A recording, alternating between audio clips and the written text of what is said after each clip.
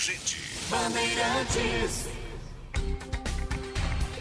Agora são 9h05 aqui no Jornal Gente da Rádio Bandeirantes. O assunto político do dia é esse, não é? O aumento da popularidade do presidente Jair Bolsonaro, constatada em várias pesquisas e hoje documentada também no Datafolha, que diz que o presidente nunca teve tanta popularidade desde o começo do mandato. Uma visão diferente agora do filósofo Luiz Felipe Pondé, nosso colunista, ao vivo com a gente na Rádio Bandeirantes.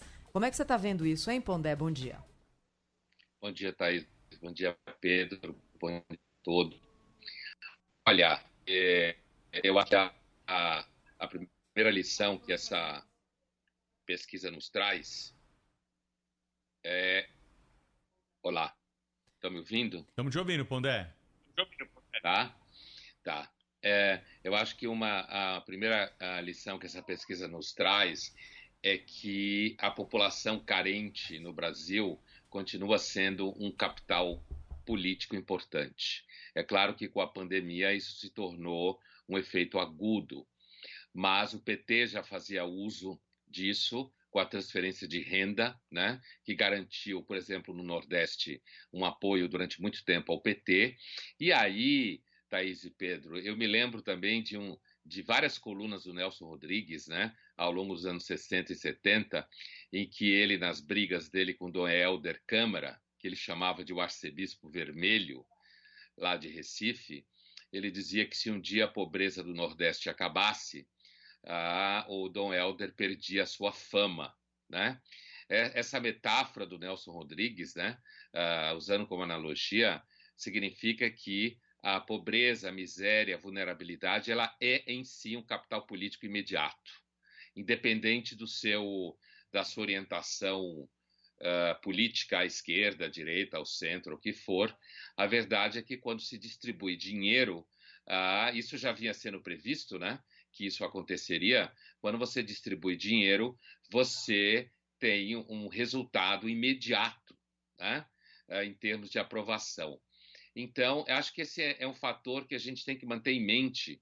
E o outro, Thaís, é porque enquanto você tem, por exemplo, um debate na mídia, né, não só no Brasil, em várias mídias, importante, circulando por pautas que nós podemos chamar de progressistas, como o problema do racismo, por exemplo, né?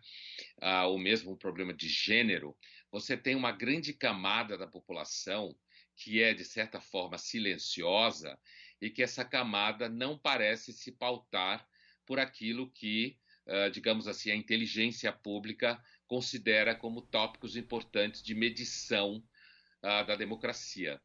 E isso porque ainda que o Bolsonaro tenha sido taxado de genocida, de louco, de assassino, tenha sido feitas muitas críticas a ele por parte da comunidade científica ao redor do debate da cloroquina, a verdade é que pesquisas como essa revelam que esse caudaloso mar profundo que circula pelo Brasil continua se movendo a partir de referenciais que não são os referenciais adotados normalmente pela inteligência pública.